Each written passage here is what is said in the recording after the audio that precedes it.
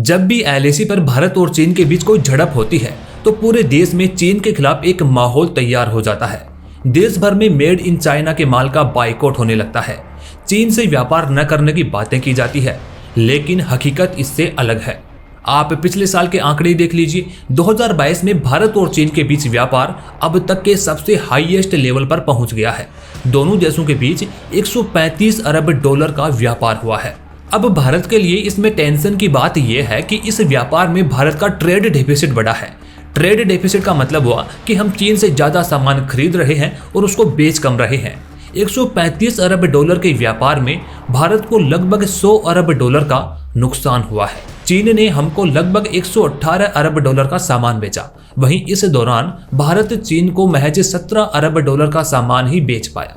यानी इस व्यापार से चीन को फायदा और भारत को नुकसान हो रहा है। अब सवाल यह है कि चीन हमको सबसे ज्यादा क्या बेच रहा है, और दोस्तों वो है टेक्नोलॉजी से जुड़ी हुई चीजें। आज आप देखें कि आपका mobile phone, personal computer, laptop, सभी इलेक्ट्रिक जगहों में चीन का सामान भरा पड़ा है। दोस्तों आज के समय टेक्नोलॉजी ही वो चीज है जिसके दम पर कोई भी देश दुनिया में एक ग्लोबल पावर बन सकता है। चीन और अमेरिका जैसे देश ऐसे हैं जिनके पास आज टेक्नोलॉजी है। हालांकि अब भारत भी इस मामले में काफी अच्छी कोशिश कर रहा है। मेक इन इंडिया जैसे प्रोग्राम्स को बढ़ावा दिया जा रहा है और कुछ हद तक भारत को इसमें सफलता हाथ भी लग रही है। लेकिन दोस्तों कुछ ऐसी एडवांस टेक्नोलॉजीज हैं जिनमें भारत अभी सक्षम नहीं बना है। आप खुद ही देख लीजिए, आज आपके हाथ में जो स्मार्टफोन है, लैपटॉप है, कंप्यूटर है, उसमें से कितने आपके पास मेड इन इंडिया है। सेमीकंडक्टर टेक्नोलॉजी में भारत अभी काफी पीछे है। चीन भारत की इसी कमी का फायदा उठाता है और अपने इलेक्ट्रॉनिक्स आइटम को भारत के इतने बड़े मार्केट में आसानी से बेच देता है। दोस्तों इंडियन गवर्नमेंट भी इस बात को जानती है कि अभी हम टेक्नोलॉजी में इतने सक्षम नहीं हुए हैं कि एडवांस टेक्नोलॉजी से जुड़ी चीजों को खुद से डेवलप कर सके, लेकिन हमें चीन पर से अपनी निर्भरता को घटाना है। इसलिए भारत ने एक दूसरा रास्ता तलाश लिया है। भारत ने अमेरिका के साथ एक बहुत बड़ी और इम्पोर्टेंट डील साइन की है, जिससे भारत को सबसे एडवांस गेम चेंजर टेक्नोलॉजी मिल सकेगी और भारत के डिजिटल इंफ्रास्ट्रक्चर को भी गति मिलेगी। चैप्टर 1। तो सबसे पहले जानते हैं कि इंडिया और अमेरिका के बीच क्या डील हुई है। दोस्तों हाल ही में एनएसए अजीत डोभाल 30 जनवरी से लेकर 1 फरवरी तक अमेरिका के दौरे पर गए थे। डोभाल के साथ ही इसमें इंडिया के साइंटिफिक एडवाइजर प्रिंसिपल, इसरो के chairman, scientific advisor of the defence minister, department of telecommunications के सेक्रेटरी एंड डीजी और डीआरडीओ, यानी भारत के कुल 5 हाई प्रोफाइल मेंबर्स का डेलीगेशन अमेरिका से इस डील को साइन करने गया था। अब ये डील कितनी इंपॉर्टेंट है इसका अंदाजा भारत के इन हाई प्रोफाइल मेंबर्स को देखकर ही लगाया जा सकता है। इसमें मुख्य रूप से दोनों देशों के राष्ट्रीय सुरक्षा सलाहकार शामिल हुए थे। दोस्तों इस डील का नाम है आईसेट, यानी initiative on critical and emerging technology. सीधे सिंपल शब्दों में कहें तो इस डील का मतलब है कि अमेरिका अब भारत को चीन से मुकाबला करने के लिए टेक्नोलॉजी ट्रांसफर करेगा। खास तौर पर दोनों देश चीन के सेमीकंडक्टर्स, मिलिट्री इक्विपमेंट्स और आर्टिफिशियल इंटेलिजेंस का मुकाबला करेंगे। चैप्टर 2। दोस्तों सबसे बड़ा सवाल तो अब आपके दिमाग में यह आ रहा होगा कि आखिर अमेरिका भारत से ये डील करना क्यों चाहता है, अमेरिका का इसमें क्या फायदा है। देखिए दोस्तों इसका सिंपल सा रीजन है कि आज अमेरिका को टक्कर देने के लिए दूसरी महाशक्ति चीन खड़ी हो रही है। टेक्नोलॉजी में खासकर सेमीकंडक्टर को लेकर दोनों देशों में तनाव भी बना हुआ है और ताइवान पर भी तो दोनों देश इसी बात को लेकर उलझे हुए हैं, क्योंकि दुनिया में सबसे ज्यादा सेमीकंडक्टर सिर्फ ताइवान में ही बनती है और जिस देश की ताइवान पर पकड़ रहेगी उसकी सेमीकंडक्टर में भी पकड़ रहेगी। इसके अलावा भी कुछ समय पहले ही चीन को ही काउंटर करने के लिए अमेरिका ने जापान और नीदरलैंड जैसे देशों को इस बात के लिए एग्री किया है कि वह अब चीन को सेमीकंडक्टर चिप बनाने वाली मशीनें नहीं देंगे। अब अमेरिका भारत में भी यही चाहता है कि वह ज्यादा से ज्यादा वेस्टर्न मोबाइल नेटवर्क को बढ़ावा दे सके ताकि वो चीन की हुआवे टेक्नोलॉजीज कंपनी लिमिटेड से मुकाबला कर सके।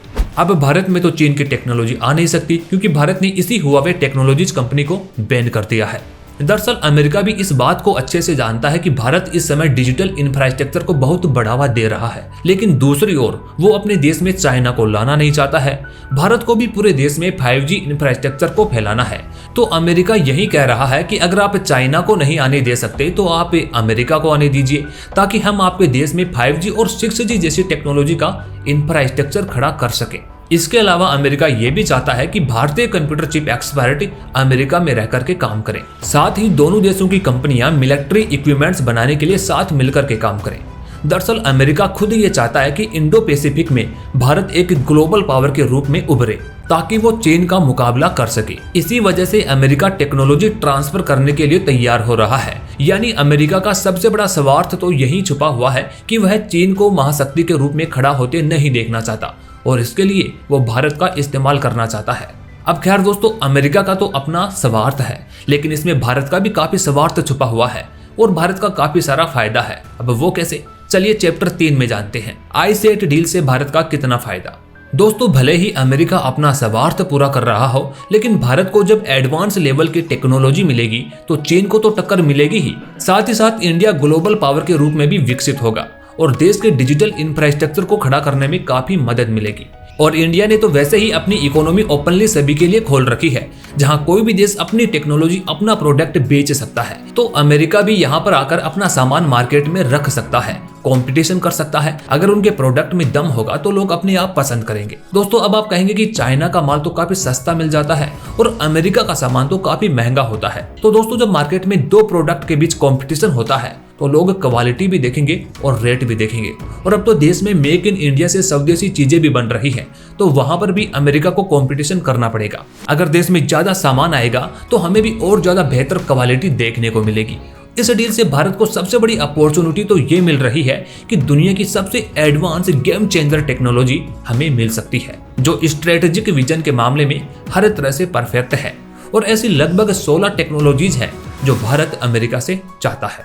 वो टेक्नोलॉजीज है advance engineering materials, gas turbine engine technology, advance manufacturing, network sensing and signature management, परमाणु ऊर्जा technology, artificial intelligence, autonomous systems and robotics, biotechnologies और communication and networking technology, directed energy जैसे लेजर हथियार, financial technology, human machine interface, hypersonics technology, renewable energy, space technology and system से semiconductor और micro electronics. दोस्तों, सोच कर देखिए कि अगर भारत के पास ये जबरदस्त गेम चेंजर टेक्नोलॉजी आ जाएगी तो चीन की तुलना में भारत दुनिया में कहां पर खड़ा होगा। इन टेक्नोलॉजी से भारत को दुनिया भर में एक ग्लोबल पावर के रूप में पहचान मिल पाएगी। दोस्तों, NSA डोभाल के साथ ही जैसे कि मैंने आपको बताया कि इसरो के चेयरमैन भी इस मीटिंग में गए थे, तो इसरो के लिए भी एडवांस टेक्नोलॉजी के लिए कई मुद्दों पर बातचीत हुई है। आज इसरो काफी अच्छी प्रगति कर रहा है और उसे सफलता मिल भी रही है, लेकिन कई ऐसे क्षेत्र हैं जहां पर इसरो को कई सारी चुनौतियों का सामना करना पड़ रहा है। अगर वो टेक्नोलॉजी अमेरिका से हमें मिल जाए तो हम नई ऊंचाइयों को छू सकते हैं। अमेरिका स्पेस टेक्नोलॉजी में दुनिया में काफी आगे है और वहां पर तो कई सारी प्राइवेट स्पेस एजेंसियां भी हैं जो अमेरिका की मदद करती हैं। इंडिया में तो बल्कि आज प्राइवेट एजेंसियां शुरू हो पाई हैं। तो जिन स्पेस टेक्नोलॉजीज पर बात हुई है उनमें पहली है स्पेस ऑर्बिट में सर्विसिंग, असेंबलिंग और मैन्युफैक्चरिंग कैसे की जाती है। दोस्तों, स्पेस में ये काम करना काफी मुश्किल माना जाता है। दूसरा है अंतरिक्ष यान का आर्थिक रूप से उपयोग कैसे किया जा सकता है।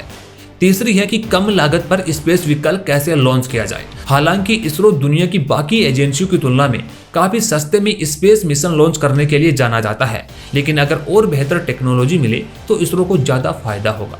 नंबर 4 है लोकल और वाइड फील्ड इमेजिंग के लिए सेंसर कैसे विकसित किया जाए। नंबर 5 है स्पेस प्रपोल्सन कैसे तैयार किए जाए। नंबर 6 है क्रायोजेनिक फ्यूल लिक्विड का बेहतर मैनेजमेंट कैसे हो। दोस्तों, क्रायोजेनिक इंजन की टेक्निक मुश्किल इसलिए है क्योंकि क्रायोजेनिक फ्यूल को लिक्विड स्टेट में रखने के लिए उन्हें बेहद कम तापमान पर स्टोर करना पड़ता है। हालांकि एक समय वो भी था जब भारत के पास क्रायोजेनिक इंजन नहीं था और हमने जब रूस से ये टेक्नोलॉजी लेने की कोशिश की तो इसी अमेरिका ने रूस को धमका दिया था कि वो भारत को ये टेक्नोलॉजी न दे।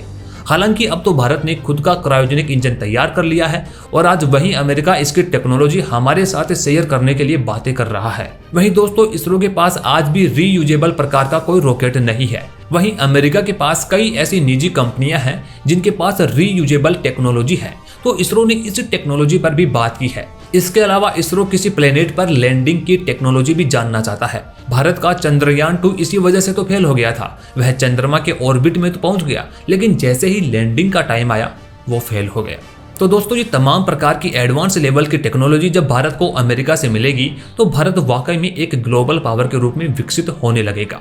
खैर दोस्तों, भारत और अमेरिका की इस डील से आपको क्या लगता है कि देश को कितना फायदा होने वाला है, या फिर अमेरिका चीन से मुकाबला करने के लिए हमारा इस्तेमाल कर रहा है? ये बात हमें कमेंट बॉक्स में जरूर बताएं।